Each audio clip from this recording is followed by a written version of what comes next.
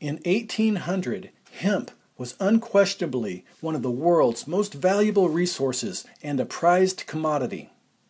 This was illustrated by the fact that in 1810 there were over 170 rope walks in use throughout America, producing rope and cordage for America's Navy and merchant marines. However, throughout the 1800s, a confluence of factors reduced hemp's significance.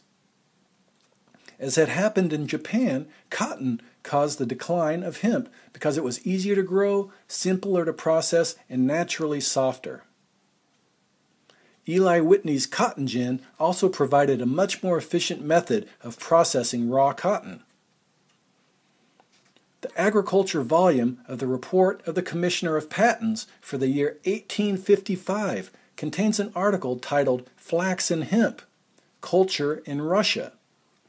It states that it is, quote, "It is well known that the immense increase in the use of cotton fabrics was of the utmost prejudice to the linen manufacture in every country of Europe. While the cotton manufacture assumed gigantic proportions, the fabrication of linens was arrested in its progress and in many countries fell into a state of decay." So while flax was the most common component of linen, they did make linen out of hemp, and you can see that the increase of cotton cultivation precipitated the decline of both flax and hemp. Improvements in the use of steam power severely reduced the demand for hemp because tons of hemp for sales were no longer needed. Steamships replaced clipper ships as the Industrial Revolution turned majestic sailing ships into relics. Wire rope replaced hempen cordage on both sailing ships and steamships. So they used a lot less hemp cordage and started using wire ropes, and that lowered the demand for hemp. Throw into the equation other cheaper hemp fibers, including manila hemp made from abaca grown in the Philippines, sisal hemp made from the agave plant grown in Africa and Mexico, New Zealand hemp, sun hemp, and Indian hemp made from jute grown in India. And you can see why the cultivation of cannabis hemp in America was not a priority. And now you add a new process to turn wood pulp into paper, not only diminished the need for hemp as a paper feedstock, but also resulted in the clear cutting of huge swaths of pristine forests. The lack of mechanized hemp harvesting and processing equipment continued throughout the 1800s. This was a surprising lack of innovation considering the quantum advances afforded other crops such as Eli Whitney's cotton gin, and considering the Heinz decorticator developed in the 1820s, it was surprising that that wasn't refined and improved over the years. Charles Richard Dodge, a special agent in charge of fiber investigations for the United States Department of Agriculture, wrote a long article on hemp culture in the 1895 yearbook. In the article, he noted, "It is said that nearly 300 patents have been issued in the United States for machines for breaking hemp. Many of them have proved absolute failures, while none of them have filled the requirements of an economically successful hemp cleaning device. The fact remains, therefore, that the Kentucky hemp grower of today relies on the rude and clumsy five-slatted handbrake of his grandfather's time." End quote. In 1829, the Navy started making its sailcloth out of cotton. So that made the demand for hemp go down even more. Ironically though, 15 pounds of hemp were needed to properly wrap each 500-pound bale of cotton. So they were growing a lot of cotton instead of hemp, but they were wrapping the cotton bales in hemp fiber. So that actually spurred demand for some hemp. Even this demand for hemp disappeared as cheaper jute and metal hoops became commonplace for wrapping cotton bales. Historically, Times of war increased the demand for hemp, and this proved true during the War of 1812, during the Civil War, World War I, and most notably, as we'll see, during World War II. Hemp's decline continued into the early 1900s. For the years between 1890 and 1910, only a few thousand acres of hemp were grown in America, although its cultivation did spread northward to Wisconsin and west to California. By 1916, the hemp industry was but an afterthought compared to the millions of acres of corn, wheat, and cotton being grown. Now let's compare the hemp figures to King Cotton. In 1892, almost 16 million acres of cotton were grown in America. And by 1916, they were almost growing 35 million acres of cotton. From 1892 to 1916, 2.7 million tons of cotton per year were produced. Now this is 10 times the amount of all the hemp fibers combined. So that's hemp, cannabis hemp, sisal, jute, abaca, all of those combined. Cotton was 10 times as much being produced. So the economies of scale gave cotton a price advantage over field-retted, hand-broken hemp fiber. By the late 1800s, the other types of hemp fiber made up more than 90% of the hemp used in America, with true cannabis hemp making up 6% or less starting in 1892. So you can see they weren't using a lot of cannabis hemp in the late 1800s.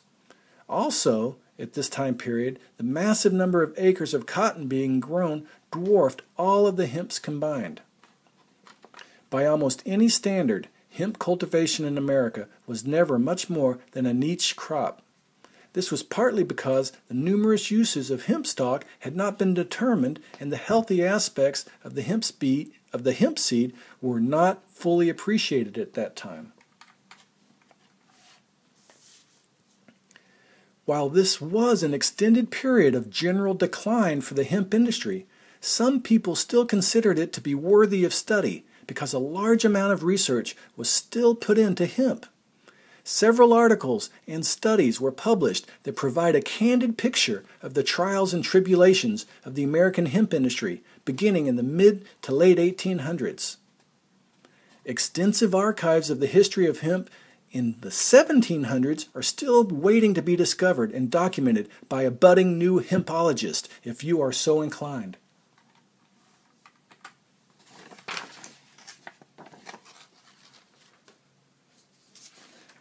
A short article in the 1895 yearbook of the United States Department of Agriculture about hemp seed revealed that during that time, 1895 or so, hemp seed was not generally used as a food for human consumption, but rather as a component to feed birds, who apparently favored hemp seed over any other type of seed. Hemp seed oil was noted as being used for lighting lamps in Europe and as an ingredient in paints and varnishes.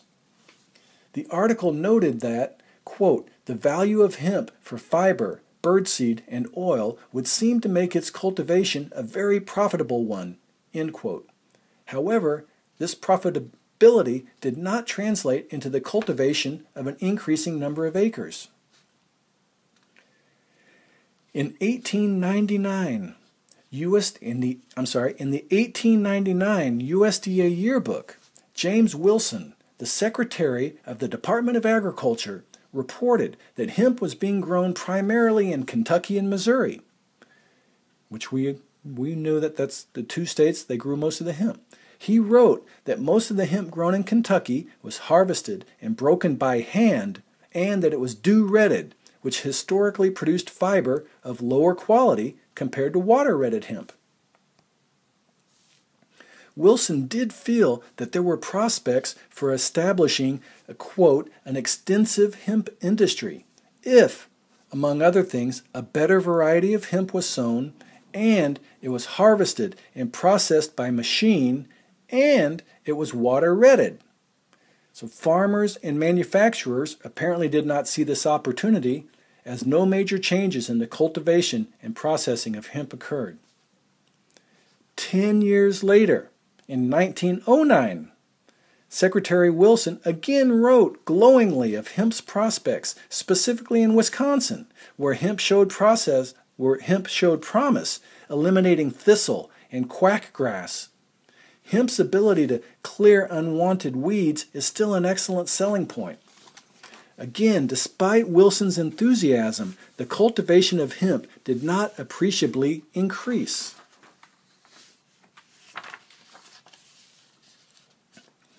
A botanist for the United States Department of Agriculture had an uncommon affinity for hemp.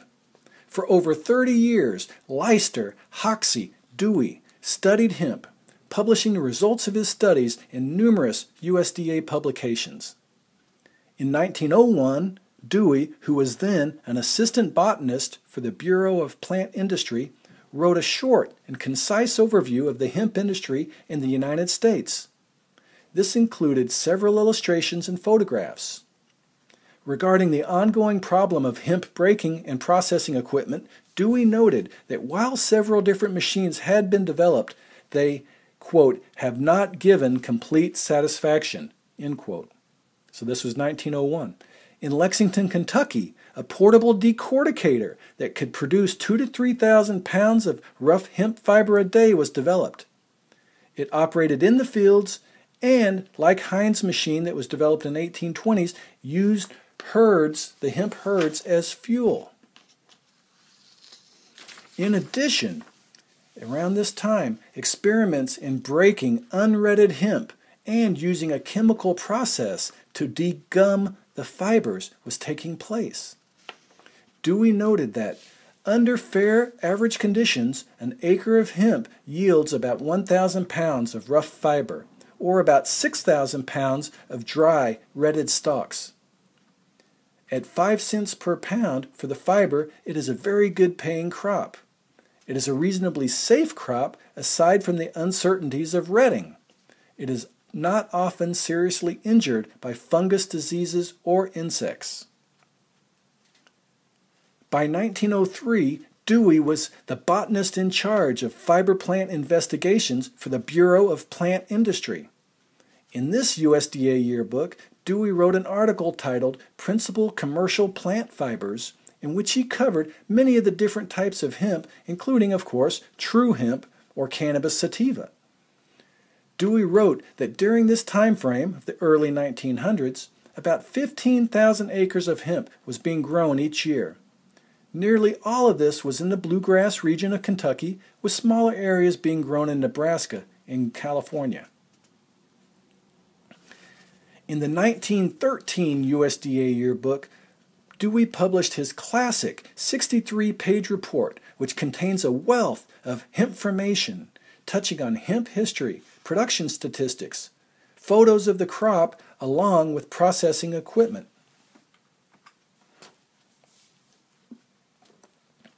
Despite Dewey's obvious affection for this fibrous plant, the chart on page 284 of the 1913 USDA yearbook shows that for the 37 years between 1876 and 1913, no more than 7,396 tons, actually no more than 8,270 tons of hemp fiber was produced on an annual basis. Using a conservative estimate of 500 pounds of fiber per acre, the 8,300 acres of... Let's try this again. Despite Dewey's obvious affection for this fibrous plant, the chart on page 284 of the 1913 USDA yearbook shows that for the 37 years between 1876 and 1913, no more than 8,270 tons of hemp fiber was produced on an annual basis. Using a conservative estimate of 500 pounds of hemp fiber per acre, the 8,270 tons of hemp fiber equates to approximately 33,000 acres of domestically grown hemp. That's about 1/5 of 1% of the 16 million acres of cotton grown in the late 1800s. So it's still a very minuscule percentage compared to cotton. Another reason hemp cultivation never skyrocketed could be because they did not realize how versatile hemp was. Use as a building material and plastics, which hadn't been developed yet, narrowed the markets to twine and cordage. And use of hemp seed as a food was also minimal because hemp seed oil would spoil quickly and it's not good for frying. The many health benefits of the humble hemp seed were not yet completely understood. And tellingly, Dewey notes that there are no statistics available, such as may be found for wheat, cotton, corn, showing with certainty the acreage and production of hemp in this country. So if they didn't even have detailed statistics of the number of acres of hemp being grown in the 1800s, they must not have been growing very much of it. One section of Dewey's 1913 report is titled Production in the United States Declining. The primary cause for this is due to securing labor with the special knowledge to ret, break, and prepare hemp fiber for market. The next major reason was the lack of the development of labor-saving machinery. In fact, two of the later subsections in this report are titled Need for Improvement in Hemp Harvesting and Improvement Needed in Hemp Breaking Machines. Dewey wrote that the most satisfactory hemp harvesting equipment in use was the self-rake reaper, which were similar to machines that harvested wheat and oats 30 years earlier. So they were using outdated machines to harvest the hemp. Regarding hemp breaking machines, Dewey wrote that portable breakers, such as the one that he wrote about in 1901, were desirable. Unfortunately, hemp growers and dealers still frequently asserted that, quote, no machine can ever equal the hand brake. Dewey also wrote that, quote, one of the most serious difficulties in hemp cultivation at the present time is the lack of a satisfactory method of retting that may be relied upon to give uniform results without injury to the fiber. Chemical retting was being investigated again in 1913, but no one process gave sufficiently good results to warrant their introduction on a commercial scale. These problems persist to this day because new hemp harvesting equipment and processes to turn the harvested hemp into its many constituent parts still need to be developed. This is a great opportunity for someone to help bring the hemp industry straight from the 19th century to the 21st century, and the cannabis curriculum can use you and your research and development capabilities to solve this centuries-old riddle.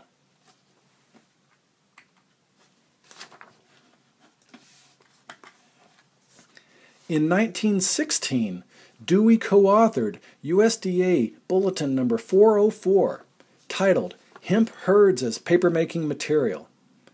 This insightful study, which was even printed on hemp paper, detailed how the inner part of the hemp stalk, the hemp herds, could be used to make high-quality paper. At that time, hemp herds were considered a waste byproduct of producing the long-bast fibers that twine, rope, and fabric were made of. Dewey recognized that America's forests were being cut at too rapid a rate and that an alternative source of paper was needed. He calculated that hemp produced 4 times the amount of paper per acre than trees. While this claim has been contested on whether or not it would hold true with modern agricultural practices, Dewey's work studying hemp cannot be understated. Unfortunately, hemp continued its downward trend despite this glowing endorsement.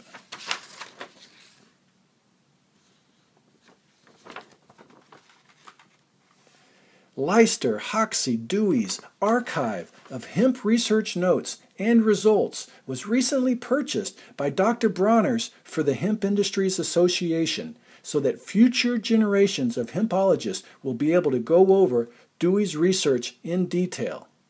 Dewey's archive was found at a garage sale outside of Buffalo, New York. These journals chronicled Dewey's life and his hempen research efforts.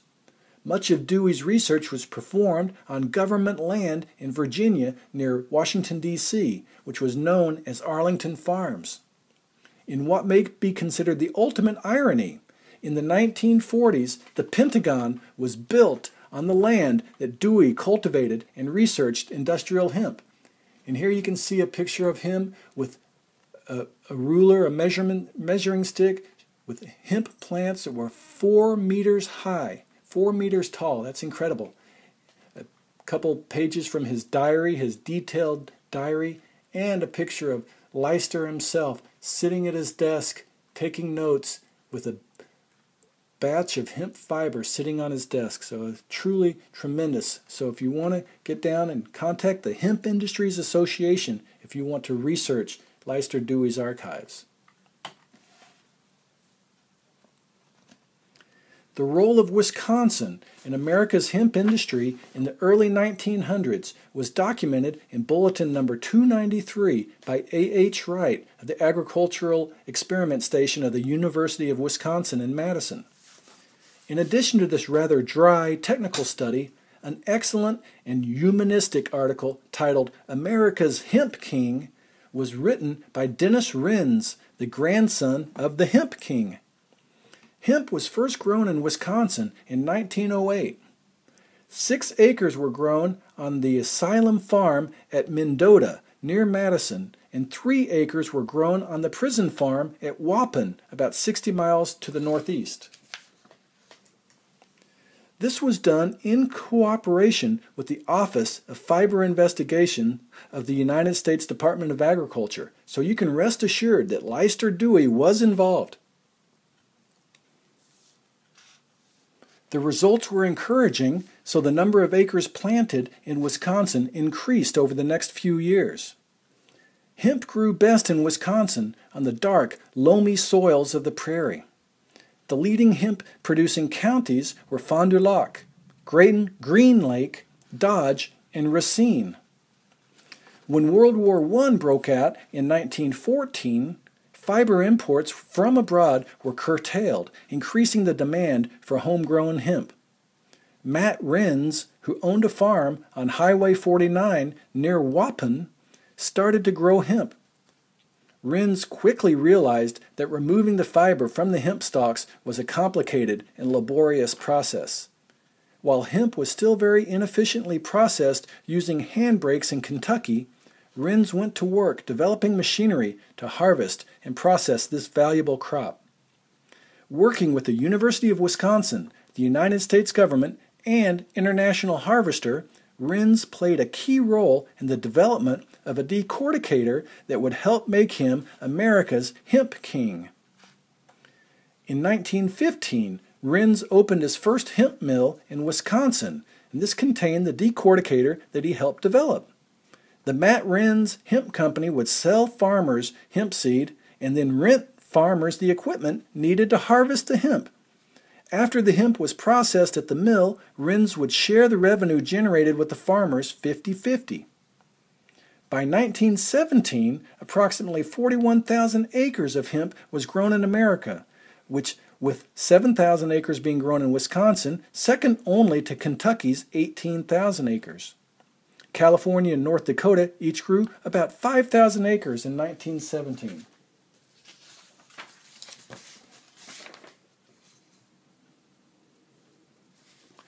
As noted in the 1917 USDA yearbook, Kentucky supplied practically all of the hemp seed sown in America.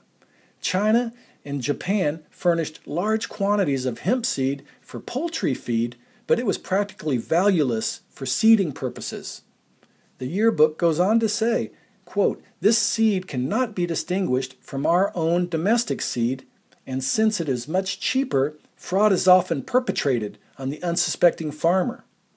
The sale of Kentucky-grown hemp seed is controlled by such a small number of dealers that a tendency frequently develops toward the charging of exorbitant prices.